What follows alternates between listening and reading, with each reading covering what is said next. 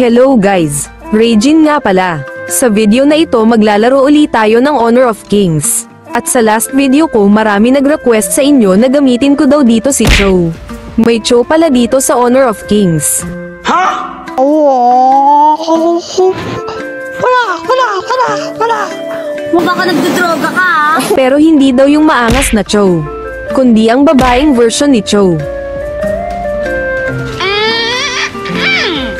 Ay, hoy, bad yun ha? At ang girl version nga ni Cho na sinasabi nyo ay si Mayen. Kaya naman pagbibigyan ko mga kapwa ML player na naglalaro din ng HOK. Anyway, ito pala siya. Hindi ko alam basa sa name niya kaya naman tawagin na lang natin siyang Mine. Mukhang maganda siya guys. At girl version nga ni Cho ito. Dahil sinabi nyo na girl version ito ni Cho, dapat may knockback na sipa din ito ah. Dito pala tayo sa Clash Lane o sa XP Lane. At gamitin agad natin first skill natin kay Baksha. Angas. Parang si Rock Lee lang.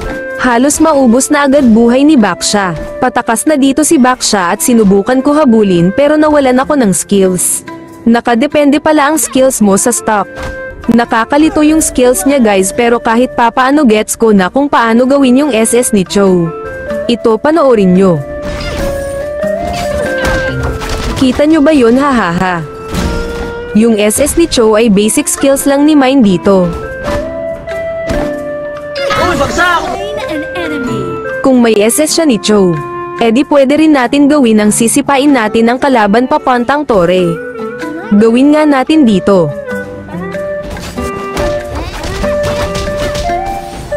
Kita nyo yun guys. Napunta sa tore si Baksha. Napakaangas naman ng hero na ito. Kung Cho user ka sigurado matutuwa kang gamitin si Mine. Dito tatakas pa si Sun pero sisipain lang natin siya palabas ng tore niya. Nabagbog siya haha. Grabe, hindi mo na kailangan mag-flicker para makapick off ng kalaban. First skill at second skill lang sapat na. Kamusta kayo dyan? Parang gusto ko manipa ah. Oops, sorry, sinasadya. Ito pala ang passive niya. Ang slack off. Kung baga magiging tamad ka muna at kakain na lang para humaba ang buhay. Sana all! Habang sinisipa ko sila palabas ng tower, naririnig ko ang get out of there. Akala ko si Mine yung nagsasalita. Dahil nga pinapalabas sila ng tower kapag sinisipa. Tumutugma yung line na get out of there. Para bang sinasabi ni Mine, kapag ako kaharap nyo, wag nyo na asahang makapag-tower hog pa kayo. Anyabang mo, angas mo ah. Katulad na lang neto, get out of there sa tower.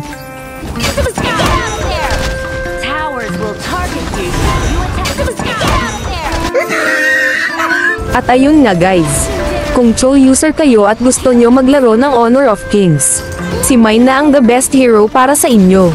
Anyway, bago matapos ang laban, huwag kalimutan mag-TP-TP.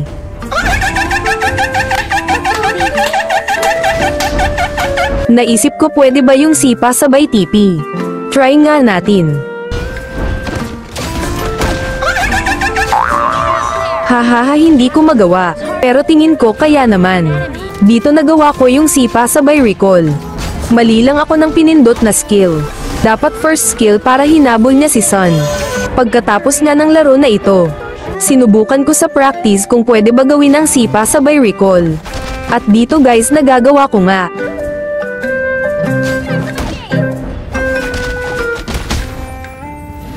Pwede ka rin mag-emote, kailangan lang mabilis ang fast hand.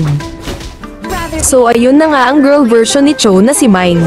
Sa mga Cho user dyan at balak maglaro ng HOK at mag-freestyle, siya na ang perfect hero para sa inyo. Ayun lamang at huwag kalimutan mag-follow sa page. Maraming salamat!